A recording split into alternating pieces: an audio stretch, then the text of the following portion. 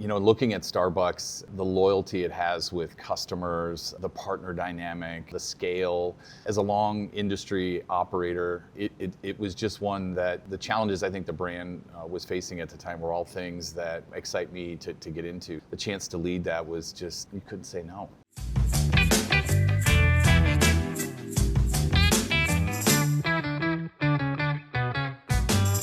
How are more seats helping Starbucks? Hello, this is Jonathan Mays, Editor-in-Chief of Restaurant Business, and in this week's episode of A Deeper Dive, I speak with Mike Grams, the Chief Operating Officer for Starbucks. This is a phenomenal conversation coming to you from a Starbucks Reserve location in New York City. Mike and I talk about all sorts of things that the company is doing right now. We talk extensively about the company's plan to put more seats inside restaurants and how that not only affects in-store service, but all the other ordering channels at Starbucks as well. We talk about a lot of other things, including the company's Green Apron service model and how that was an influence in the chain's recent sales results. We talk about the company's plans to add more locations. We also talk about many other things, including supply chain issues and empowering managers to make decisions. This is a great conversation, so please check it out. Okay, I am here with Mike Grams. Mike, welcome to the podcast. Thanks for having me, Jonathan. All right, so what got you out of retirement? Tell me that story. Oh, the story.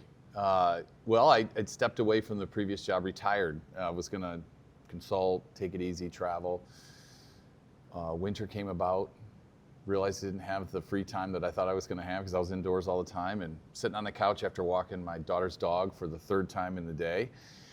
And I looked up and the TV was on, which was a rule my wife gave me, never turn on the TV, and Judge Judy was on. And I had the moment where it was like, is this what it's going to be like? And I got the call and the opportunity at Starbucks, and the Back to Starbucks plan was talked about a lot, and it just became too exciting to say no to. And so I got back into it. Really? So what was it about the job that made it so attractive? Well, listen, great brand, first off, iconic, terrific history. Looking at Starbucks, the loyalty it has with customers, the partner dynamic, the scale. As a long industry operator, it was just one that the challenges I think the brand was facing at the time were all things that excite me to get into. So whether it's that peak moment at Starbucks, which is the biggest moment of all those 2 hours, to have that many customers coming in, the terrific heritage of partners who love the brand, the chance to lead that was just, you couldn't say no. Did Brian send you a text, or what did he say? Get off the couch? Well, he said, hey, what are you doing? And I said, well, actually, I've retired. He goes, oh, you're not ready to retire yet. And then, of course, Brian went into the I've got something here that is amazing for you to look at. And, what he talked a lot about was just this beautiful brand, needed some help, but he talked about the partners at Starbucks, the people here care so much and so deeply that he's like, some of the things that you've done in your career will help us here. And so it was a legit, it wasn't a long, I had to think about it. It was a great opportunity. And so, we jumped back in and back to Starbucks it is. Mm-hmm. So tell us about the Green Apron service model. Yeah, so, we quickly, coming in about a year ago, and you talk to partners, you spend a lot of time in coffee houses, and you do a lot of listening. And what first off, Brian had introduced Back to Starbucks, so partners were really excited about it in the coffee house because the initial Back to Starbucks plan responded to so many things that he had experienced, that I had witnessed, and same feedback. When we got into Green Apron service, there was a void in the system of clarity around what is the customer service standard, what are the things we need to do around the coffee house environment to make sure that we're supporting partners. And so there were a lot of work streams going on. It wasn't like there was, we suddenly just developed, new technology. A lot of those work streams were underway by the partners at Starbucks, and it was, listening and hearing what the needs were, doing a lot of observation during the peak morning about how do we win that back. And then, setting the standards for inside the coffee house, doing a lot of training around it. Ultimately we want to put baristas in a position where they can craft, which they love, and connect. And that connection over time builds relationships. You see them all the time inside coffee houses today, where the regular comes in who has a relationship personally. And I think the second part of that is the work coming from the Seattle Center is really designed. Some of that is a labor investment, which we've talked openly about how do we get more partners in the store to be able to serve customers. The technology on the other side of smart queued, how do we better balance? All those streams were together, but it was putting it as one and saying, here's the standard for Seattle, and here's the standard inside the coffee house, and then empowering our coffee house leaders to lead that. And that we provide a lot of training. We cleared the path for the connection with customer to happen. And it's amazing. It's focused on really getting after that big moment of the morning, of winning the peak back, and then kind of building our way into the afternoon. And the results you saw the first quarter, it started last year, and a term we use a lot of is spend our time on momentum building programs, and Green Apron Service is certainly one of those for us. You also gave, like, the managers have say in how to deploy that, which I think seems kind of obvious. I mean, they're the ones that know their store the most, but it also seems like you're expressing confidence in store managers to make a decision rather than doing things from the top down. Yeah, and everything we use is empowering, your community, your trends in your business. And I think, one of the things in the world today is there's a lot of data available, and it's very easy to use that data and say we can make the decision through algorithms. And I think that works a lot of times. In today's world, a leader of a coffee house needs to be empowered. They've got to be able to make the call in the moment of how do I run this shift the best to how do I plan my business. And I'll tell you a story. We had inventory.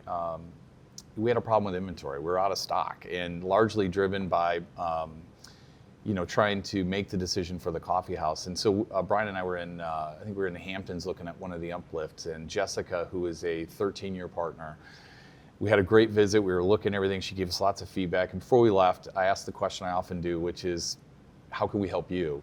And she said, can you just give me control of ordering my own water? And, we kind of looked at each other like, that sounds simple, right? So what's going on? And she's like, hey, it's hot in the summer here. And you know what? I run out of water every weekend. And, Brian and I talked it over with Jessica, and we're like, why don't we just give everyone control of inventory and let them make the decision locally? We'll give guidance. We still have that algorithm that gives guidance, but the ability to control the inventory, that's one example of just making decisions that put it back into the coffee house to empower leaders to run the business. Right. One of the better quotes from the Investor Day presentation was, you sell more stuff when you have it on hand. Yeah, it's pretty evident. We also fill up. We do more business when we have seats in our dining room too. Mm-hmm. very simple ideas, and that has gone well with our coffee house leaders. They're excited because it's what they want. It creates a tension point with customers when you're out of things and they don't have the answer to be able to solve for the customer need. We're just removing that tension point and empowering them to make the right decision. Now, you do have a plan, actually. Is it daily deliveries? Do I have that correctly? Could you talk a little bit about that? Yeah, our goal is to get to 90% daily replenishment by the end of the year. And it just makes a big difference from, if you think of an innovative calendar and you think of capacity, getting to replenishment daily allows us to really address the on-demand piece. Think of the big promotions, right? Getting product back in the store faster, but it also helps us with the smaller cafes that don't have the space. So it'll unlock more innovation for us, and it'll make it easier to recover if something's more popular or you're selling more of it to be able to restock. All right, so let's talk about seats. Yeah. How many seats have you added so far back into shop? Well, we put 25,000 back in, moving things around and through that. Our uplift program will be the more concrete way to address it. But, we went into coffee houses and we saw just over time, maybe it's a hangover from COVID, where I think the thinking for all of us in the industry was, what's the customer going to do after COVID? And initially it was heavy mobile on demand, drive-through. We're putting seats back in, and they're using them. It's very, very evident. The majority of our customers, over half of our customers, use the cafe on those first quarter results, and that's not MOP pickups. That is people coming in to sit down. And what's interesting, when you go into a cafe, you see it being used for a variety of different ways. In the morning, it's my local coffee house has a Bible study in one corner. There's the Otis elevator guys who meet up before their routes. The afternoon, it's kids, and it's amazing when you see and create a place to gather and you put seats in that invite you to stay. It makes a big difference. Right, right. I mean, seats matter. I went to the one at the remodel location, which at 23rd and Park, which I think is a fascinating kind of case study, because that used to be one of your kind of takeout only locations, pickup stores, and you actually added seats into that. Like that's pretty impressive, shoehorning seats into a former takeout location. Yeah, that's the future build for Starbucks. But what it creates for us is I think there's only 5-7 seats in there, but every time I go in there, they're used. And it just creates a moment for people to sit down and chat over a cup of coffee. And it's used different ways, and we'll have different ways to bring that to market, whether it's 10 seats, 20 seats, 30 seats, and certainly the more jumbo ones. But the tall, grande, and venti package for the cafe is what will be different on every site. Still have drive-thru, still have mobile ordering, and the cafe experience. It's a complete kind of ecosystem for us that's vital to Starbucks. Now, you said yesterday that you have some data that shows that these service models feed on one another, which to me makes sense. Like, I think you are who you are in this business. And I think Starbucks customers view Starbucks as a place you go in and gather. That's certainly how I view it, even though the vast majority of times I take that coffee with me. But and I think you said it yesterday, as Brian said it yesterday, people want to go into a place that is vibrant. And if it's soulless, if it's not, they might be a lot less likely to go in there, especially if it's Starbucks and they view Starbucks like that. Can you talk about how these service models do Sure. one another? I think a store with the 4 channels, and deliveries included in that, delivery, mobile ordering, drive-thru, and cafe, customers use it in different ways. And I myself don't use drive-thrus everywhere I go. Sometimes it's I want to meet up with my wife and sit down and we're going to go out to dinner. It's used different ways, and I think for us that ecosystem is powerful. And when we show up with the full expression of Starbucks, I think if you look at the last 5 to 7 years, we've tried to make it one way. And I think the learning and all of the data points to us is that people use it different ways throughout the day, and we need to be available to them. And I think the Ristretto building that you saw this week clearly demonstrates that we can do all of it, and we can do it in a way that's great for the customer, it's great for the partner. Think of it this way also, the development side of this. We can go into a half-acre lot versus an acre lot, which was what we needed to do that previously. And so it just gives us a lot more flexibility to bring Starbucks and bring it to life. And it's exciting because, just a few seats, and just how they're used, and throughout the day too. That's the other part is the different expressions really show up. And power outlets. I hear power outlets are a big deal. Outlets are, we've got outlets back on, and it was interesting in the Ristretto yesterday. I was looking to make sure we had caught up in the design on the new stuff, but it's important. People are in there. I was in Buffalo, New York.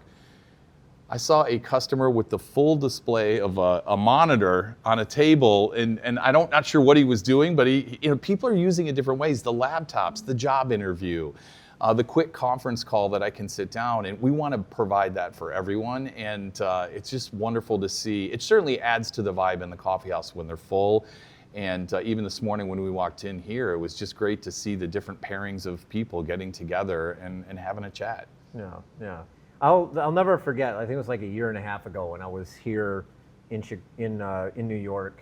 I had a meeting, and I had it in like an hour and a half. I had an hour and a half before I had to be where I needed to go, and I needed to get something done in a short period of time, which is kind of my life most of the time.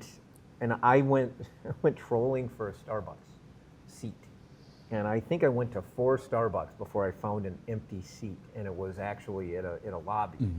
I mean, that's kind of what a lot of customers really like doing that. And I think you guys mentioned that a lot of mobile customers actually will just order on mobile and then just sit down. Yeah, so we added 25,000 back in the last half of last year. So I strongly believe that's the contribution to the momentum that's building in the business. The long term, so what you see today will most likely change over the next 3 years as we get into our uplift program. $150,000 package that is soft seating, artwork, the community feel, it's only going to get better, and it's going to help us just really offer, something that people remember Starbucks for. It's always been part of the Starbucks heritage, and it's exciting to bring it back.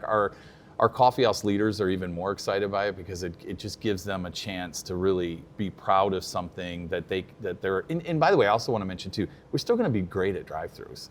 And drive-thrus will be part of the piece, and we have so much untapped potential on how to really improve throughput through drive-thru, and so the whole package together just offers the best of everything about Starbucks. All right, could you talk about the remodels since you Yeah. were talking seats and stuff like that? You're at 200 now? We've done 200 across LA and New York. We by the end of fiscal 2026, we will hit 1,000 plus, and then by 2028 we'll have it completed. And what's beautiful about it is it's certainly the tangible look and feel of the coffeehouse changes. But a couple of other learnings that we've had is we're able to actually go in and do this overnight. It doesn't require a store closure, which is really important when you think of the morning habit that people have. We're not going to break it. It's largely an overnight process. In fact, one of the coffeehouse leaders, I believe it was in LA, and she said, "You remember that TV show where the truck comes in and it's like a complete house makeover? Move that truck," or something. I don't remember what it was, but she was describing it to me, and she said it was kind of like that, Mike. They came in, and the next morning I came in, and it was laid out, and it's got carpet, it's got plants, it's got the whole features of just a really good environment. The cost is at $150,000 or less, and we're going to deploy that across the U.S. You'll see that in different cities throughout this year and 27 and be done in 28. So I think it's really impressive that you're able to do $150,000 uplift basically overnight. Do you have just like a team of people that do that? Yeah, well, there's a scaled team of people that are doing it across the city, and that's why the number's at 200 today. The first 200 was, how do we do it? And the goal was to not lose sales overnight, and that's just such a big piece. You can't have downtime, and so really fine-tuning the logistics behind the scene to get everything on site. And we learned a lot, obviously, in the first quarter, and feel very confident about our ability to pull that together. Where are you at on the 4-minute service goal? So first quarter, we hit 4 minutes on drive-thru and cafe. Look, I want to eventually, as we stabilize and the back to Starbucks turnaround continues momentum, we want to be faster. We're there today. We're seeing a smoothing out process between cafe, mobile, and drive-thru, better balance inside the stores. The investment at peak with partners has made a big difference. And look, I'm sure you saw this in your visit through the showcase yesterday. The espresso business is really big at Starbucks. Over 1 billion shots, high quality shots served last year. I think the number is actually like 1.2 billion. It's a big modifier. Quad shots are really popular. It takes 70 seconds to make 4 shots today, a quad shot, 70 seconds. The Mastrena 3, the sleek design. I thought I was at the North America Car Show for a minute. It was they had lights on it and everything. The engineers are really proud of it. That piece of equipment, which will be deployed in our highest constrained stores beginning in 27, is going to allow us to take double the capacity and do it in half the time. That will be a really big unlock for throughput at peak and being able to grow that morning day part and just take the pressure off our baristas and actually allow them to do what they love best, which is the craft and the connection with customers. The second piece we're going to do to help that is on the equipment side is a single shot on the cold line. If you look at cold beverages, it's 3 out of every 4 drinks we sell are cold. Growing fast, mix that in with our espresso. So we've got ways now to not do it across the system because not all 10,000 or 11,000 stores need it in the moment, but we've got now solutions that we can deploy in a hybrid approach to unlock and make it less painful to go through that line. You guys do an awful lot of work just on equipment and have developed a lot of the equipment in the back of the house at Starbucks was developed by Starbucks. Yeah. We've got some of the best technology. We have some of the best engineers in the world. I've worked in this industry in a long time. That engineering team is the Trier Lab, as it's called, is an amazing group of people that are really good at solving problems. And I think for us, it's the change for us as we go forward, again, will be that hybrid approach. We don't need to do it everywhere, but we need to have it ready when it's needed and then deploy it in those highest capacity. You go in some of these stores here in New York where they're doing I've got stores that do over 800 customers an hour easily, and so finding ways without having to add extra production lines or put more labor at it, which becomes really cumbersome and tight back there, and unlocking it through equipment. And what I love about the Mastrena 3 is not only is it faster and it's beautiful and it's sleek and it's got all that, it actually delivers a better quality shot more consistently, which will further the Starbucks experience and that taste of espresso. Once you got into this job and you looked under the hood and you saw how much business this company does, especially in the morning. I think you mentioned $12 billion in sales before 11 a.m., which would be one of the top 10 restaurant chains in the United States. Yeah, by its own. I mean, that surprise you? Did it intimidate you? Because that's a lot. No, every operator loves this challenge that I know, loves this challenge because usually the problems are trying to build the business to that. The demand and the loyalty with customers is there today, and there's so much unmet demand today that we can do. So as an operator, to be able to sit back with a coffeehouse leader and study precision and taking seconds out, taking steps out, and ultimately designing from our Seattle center to solve those problems, because that's what it's all about. We win the morning, and then we get better in the afternoon as we build that day part out. We still have another 10 billion after that, like afternoon. So there's still a good chunk of change with a lot of potential. So as we go for the unmet demand and really fine tune our service, Green Apron service through all of our channels, it's really going to lend itself to a nice runway for Starbucks. Yeah. Well, I mean, people do like caffeine in the afternoons. We do know that consumers are ordering more beverages at all times a day, which is fascinating. It used to be a morning-only business, and now it's an all-day business. Yeah. The thing, Joe, is impressive. Tressie, as we moved our business and we build the business, the calendar at Starbucks, the innovation with beverages and food is going to come at a faster pace. And one of the things exciting is we pick up the pace and bring more variety, more flavor, what people want from Starbucks. We've got a team now that is really hungry to be able to do things differently to make that happen and bring it to life. And our job is to make sure that innovation strengthens the coffee house, not strain it.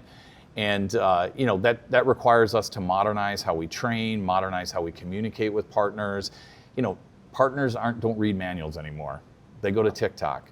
We've got TikTok ambassadors on our team that help us launch products now, and they teach the tips and tricks and hacks to make it great. And so it's been fun to kind of be part of that transformation and move it forward. And it's just amazing. How is AI helping in all this? I know you guys have a few things. Yeah, we've got a couple. The way we look at AI is how do we enhance and enable Green Apron service? It's not a replacement of. It will never be a replacement of the barista or the partner behind the bar, but what it can do is make information easier to get a hold of. Our Green Dot Assist, which launched last year, is in every store, and that allows us to feed information in. And I was in a roundtable in Atlanta last week, and Amy, who's a 28-year partner, probably not, more like me, not tech savvy, she said, Mike, this is just such a game changer behind the bars that you can walk over and ask an easy question. And get an immediate answer. And so we're able to do everything from training to information sharing, and it's only going to get smarter over time. We've got POS that we're rolling out this year, which is going to be more intuitive and be able to anticipate orders, predictive, which will make it easier. And then one I'm probably most excited about is we started working on scheduling. There's a lot of time spent in most organizations on writing the perfect schedule in the business. Whether it's the coffeehouse leader who's got a forecast and then figure out what availability everybody has for the week. And what's missing today is local weather forecasts are largely based on local knowledge versus inputted in. And so we're working now on predictive scheduling and being able to put in partner needs, the forecast loads in, the weather forecast, the community events. And our goal is I want to really deliver that because it's going to save time for the coffeehouse leader. But think of a network where a partner calls off and AI is able to suggest a couple people who have availability that might want to work that shift. And so it just can make everything more seamless and easier to leading a coffee house. How are you going to fit 5,000 more locations in the U.S.? There's tons of opportunity. So number one, we still have tremendous opportunity in our existing footprint. If you look at the coast, you look at the upper Midwest, the Midwest, But what we see right now is a tremendous opportunity in the South Central, Florida, upper Northeast, believe it or not, as many Starbucks as we have here. And so for us, up to 5,000, we've got a line of sight to be able to do that with this Ristretto package that we're going to be able to go out and do. And it's, with the goal of, we've got a goal of 20%, taking 20% of the cost out to be able to do that. And I feel really confident in the team's ability. But, our goal is showing up with the Starbucks expression with all 4 channels. When we do that, it's really hard for competitors to make a dent in our market share, and our job is to maintain and grow that share. And I was in Alabama, the cranes in Alabama. I could see them as I was going in there and doing a site ride. I saw them in Nashville on another site ride. We were driving, looking at places, and I think some of it will be going back into those cafes in the city centers, but so much of it's those drive-through, suburban locations where we got to keep up and we got to go. So we're going to bring it to life. There's a lot of there's a lot of U.S. out there, and it's Starbucks isn't quite everywhere, even if it seems like it is. Mike, really appreciate you joining me this week on the podcast. Loved it. Yeah, thanks for having me, and thanks for the opportunity to tell the Starbucks story. We're really proud of the results. And, I think for Starbucks, we don't need to be different. We just need to be really good at what we already are. And we're excited about what's to come. And that should do it for this week's episode of A Deeper Dive, which was edited, as always, by Spoons with help from Ali McConchie. Video by Kanayo Umelo. You can find this and other episodes of the podcast on our website at www.restaurantbusinessonline.com/article/deeper-dive. But please subscribe on Apple Podcasts or Spotify. I'm Jonathan Mays, your host, podcast producer, and the editor-in-chief of Restaurant Business. Thank you for listening.